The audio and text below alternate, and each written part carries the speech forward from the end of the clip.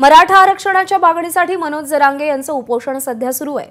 दरम्यान सरकारने त्यांची दखल घ्यावी यासाठी पुण्याहून मराठा मोर्चाची स्मरण यात्रा मुंबईमध्ये दाखल झाली आहे। मराठा मोर्चाचं शिष्टमंडळ थोड्याच वेळात मुख्यमंत्र्यांची भेट घेईल। मराठा आंदोलकांच्या शिष्टमंडळासोबत मंत्री शंभूराज देसाई आणि मुख्यमंत्री एकनाथ शिंदे यांची वर्षा निवासस्थानी महत्त्वाची बैठक पार पडणार आहे। दरम्यान आझाद मैदानावरून मराठा आंदोलकांचं शिष्टमंडळ वर्षाच्या दिशेने रवाना झालंय। त्यांच्याशी बातचीत केली आहे अभिषेक मुठाळ यांनी।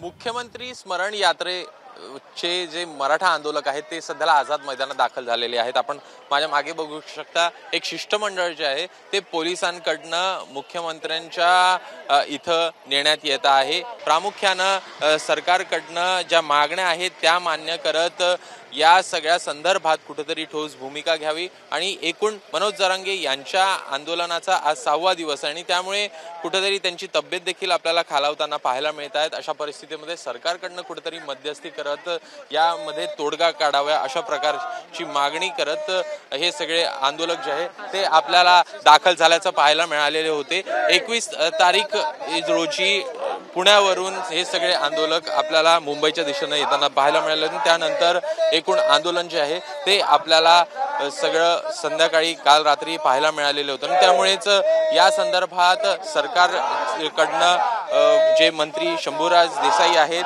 हे देखील त्यांच्याकडनं बोलणी करण्यात आलेली होती आणि त्यामुळेच यामध्ये जर का पाहायचं तर मुख्यमंत्री एकनाथ शिंदे यांच्याकडनं वेळ देण्यात आलेला आणि आता आपण बघू शकतो आहे की हे सगळे आंदोलक जे आहेत ते मुख्यमंत्र्यांच्या भेटीला आपल्याला जाताना दिसत आहेत। कॅमेरामॅन अनिल सनगारेसह अभिषेक मुठाळ, एबीपी माझा, मुंबई।